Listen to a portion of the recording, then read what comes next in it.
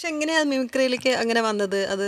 അത് ഈ സ്കൂളിൽ പഠിക്കുമ്പോൾ ആദ്യം 5ലും 6ലും പഠിക്കുന്ന കൊച്ചു ക്ലാസ്സിൽ പഠിക്കുമ്പോൾ മിമിക്രി മത്സരത്തിനൊക്കെ ഉള്ളത് അച്ഛൻ തന്നെയാണ് പഠിപ്പിക്കുന്നത്. ഇങ്ങനെ അന്നൊരു പക്ഷികൾ കിളി ചലിക്കുന്ന ശബ്ദം, പട്ടി വരയ്ക്കുന്നതൊക്കെ പറഞ്ഞ പൂച്ച വരയെന്നൊക്കെ പറഞ്ഞ സാധാരണ കൊച്ചു കുഞ്ഞുങ്ങളുടെ മിമിക്രി ഇല്ലേ, അതൊക്കെ ആയിരുന്നു ആദ്യം. അപ്പൊ ഈ സിനിമാ നടന്മാരുടെ ശബ്ദം അനുകരിക്കുമ്പോൾ അത് അവരെ നല്ലോണം ഒബ്സർവ് ചെയ്യോ? എങ്ങനെയാ അത് കിട്ടണമെങ്കിൽ അങ്ങനെ ബോധപൂർവമായിട്ടൊന്നും സംഭവിച്ച കാര്യങ്ങളല്ല. പക്ഷെ ഇത്രയും നന്നായിട്ട് കിട്ടണമെങ്കിൽ അതിനുള്ളൊരു കഴിവുള്ളിൽ വേണ്ട. അത് പാട്ടെന്ന് പറയുന്നത് തന്നെ ഒരു അനുകരണമാണ്, ഒരു ശബ്ദത്തെ അനുകരിക്കലാണ്, ഒരു സ്വരത്തെ അനുകരിക്കലാണ്, ഒരു ഗമകത്തെ അനുകരിക്കലാണ്.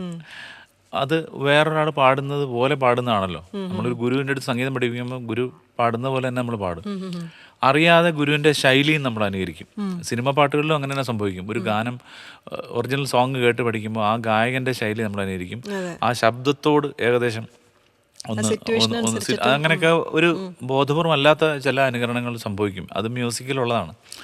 അപ്പോൾ അതുപോലെ തന്നെയാണ് ഒരു ഡയലോഗ് കേട്ടിട്ട് ഒരാൾ പറഞ്ഞ അതേ മോഡുലേഷനിൽ ആ ടോൺ പിടിച്ച് പറയുമ്പോഴാണല്ലോ മിമിക്രി ആകുന്നത്.